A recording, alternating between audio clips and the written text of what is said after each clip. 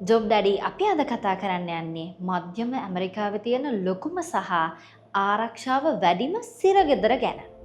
මොකක්ද මේ සිරගෙදර? ඒකේ නම තමයි සීකොට්. සීකොට් තියෙන්නේ මධ්‍යම ඇමරිකාවේ එල් සැල්වදෝරේ. එල් සැල්වදෝරේ වත්මන් ජනාධිපති නයිබ් අර්මන්දෝ මහතාගේ සංකල්පයක් අනුව තමයි මේ හිරගෙදර බිහි වෙන්නේ. මේ හිරගෙදර අපි හිතනවට වඩා වැඩිපුර ආරක්ෂාවක් තියෙන හරි අමුතු තැනක්. ඉස්සලා කිව්වා වගේ එල් සැල්වදෝරේ තියෙන්නේ මධ්‍යම ඇමරිකාවේ. ඒ වගේම මේ රට මිලියන 6ක් වගේ ප්‍රමාණයක් ජීවත් වෙන රටක්. අවුරුදු 20ක් පුරාවට ලෝකයේ භයානකම රට විදියට හැඳින්වුවේ එල් සැල්වදෝරේ. ඒත් 2019 ජනාධිපතිතුමාගේ සංකල්පයක් යටතේ සීකොට් හැදුවට පස්සේ අපරාධකරුවන් සෑහෙන ප්‍රමාණයක් අඩු වෙලා තියෙනවා. සීකොට් තියෙන්නේ සාමාන්‍ය අපරාධකාරයින්ට නෙමෙයි. සීකොට් වෙන් වෙලා තියෙන්නේ භයානක ගණයේ අපරාධකරුවන්ට සහ අපරාධ කල්ලි සමාජිකයින්ට. මේ සීකොට් කියන හිරගෙදර ගැන සමහර විස්තර ඇහුවොත් ඔයා පුදුම වෙයි. ජොබ් ඩැඩි අපි කියන්නම් ඒ මොනවද කියලා.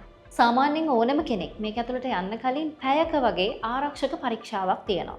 ඒ සඳහා විශේෂ පරීක්ෂක කාමරයක් වගේම විශේෂ පරීක්ෂණ උපකරණක් තියෙනවා. මේ සිරගෙදර අක්කර 410ක් වගේ ප්‍රදේශයක විහිදෙනවා.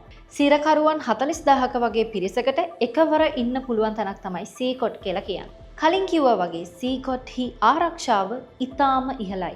එක දවසකට හමුදා නිලධාරීන් 650ක් සහ පොලිස් නිලධාරීන් 250ක් වගේ පිරිසක් සීකොට් ඇතුලේ ඉන්නවා. ජොබ් ඩැඩි අපි දැන් කියන්න යන්නේ සිරකරුවන් ගැන සහ මේ සිරකරුවන්ට තියෙන පහසුකම් මොනවද කියන එක ගැනයි.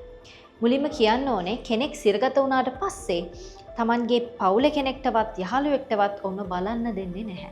සීකොට් ඉන්න බොහෝ පිරිස ඝාතකයන්, දූෂකයන් හෝ සාහසික ගණයේ අපරාධකරුවන්. සියලුම දෙනාට අඳින්න තියෙන්නේ සුදු පැහැති ඇඳුමක්. සුදු පැහැති කලිසමක් සහ ටී-ෂර්ට් එකක්. එක සෙල් එකක සිරකරුවන් 80ක වගේ ප්‍රමාණයක් ඉන්නවා. ඔවුන්ගේ ඇඳවල් වලට මෙට්ට නැහැ. ඒ වෙනුවට තියෙන්නේ යකඩ මතු පිටවල්. ඉතින් ඔවුන්ට සීතලෙන් මිදෙන්න තියෙන්නේ තමන්ගේ ඇඳුම විතරයි. මේ 80 දෙනෙක් ඉන්න සෙල් එකක තියෙන්නේ එක වැසිකිළියක් විතරයි. ඒකත් විවෘත ස්ථානයක්. ඒ කියන්නේ තමන් ශරීර කෘත්‍ය කරද්දී ඉතුරු 79 දෙනාටම පේනවා. ඒ වැසිකිළිය අසලම ටැංකියක් තියෙනවා පිරිසිදු කිරීම කටයුතු වලට. ඉතින් සමහර කෙනෙක්ට සමහර දවස්වලට පිරිසිදු කිරීමක් කරන්න වෙන්නේ නැති අවස්ථාවක් තියෙනවා. ඔවුන්ට උදේ ආහාරය විදියට ලැබෙන්නේ ධාන්‍ය සහ බත්. දවල් ආහාරය විදිහට ලැබෙන්නේ පාස්තා සහ බත්.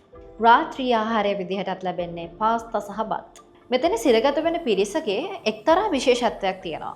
සුළුතරය ඇරෙන්න බහුතරයක් දෙනාගේ ඇඟේ ටැටූස් තියෙනවා.